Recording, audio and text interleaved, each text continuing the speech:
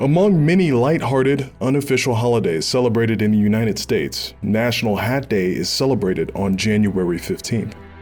National Hat Day encourages people to wear their favorite hats and recognize how they have been worn for fashion, function, and as symbols.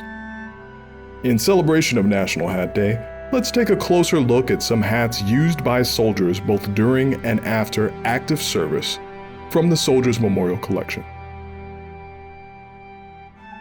This hat, a disabled American veteran's garrison cap, belonged to Army Staff Sergeant George Engel, who served in Company F, 63rd Infantry Regiment, 6th Infantry Division during World War II. Engel was wounded in action at the Battle of Luzon in the Philippines on January 20, 1945. As the fighting continued at Luzon, Engel was wounded a second time at the battle on April 9, 1945. He was awarded the Purple Heart for his sacrifices at Luzon. George Engel was born in 1919 in Mattoon, Illinois. He was inducted into the U.S. Army at Fort Thomas, Kentucky on May 28, 1941. In the military, he served primarily as a communications chief.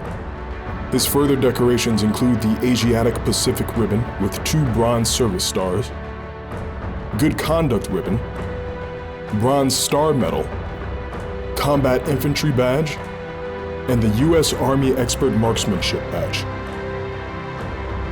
This hat belonged to U.S. Marine Sergeant Wendell Elvis Prather Sr., who served during the Korean War.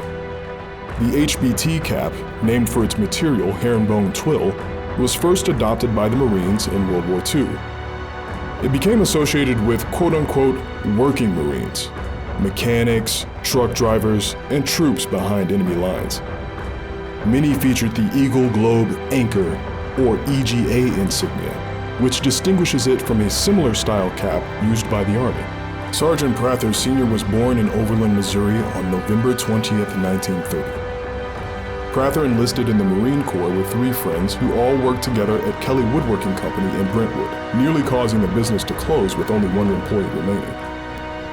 In December of 1951, he volunteered for service in Korea and joined H Company, 3rd Battalion, 7th Marines, 1st Marine Division on February 1, 1952. Prather served as a machine gunner on the front lines. In August of 1952, the Marines saw their first major combat at the Battle of Bunker Hill and Hill 122. Prather was wounded in the opening days of combat on August 13th.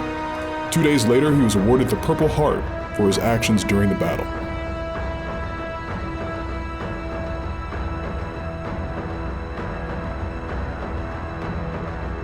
To learn more and see more objects, visit Soldiers Memorial's signature exhibit, St. Louis in Service. Plan your visit at mohistory.org/memorial.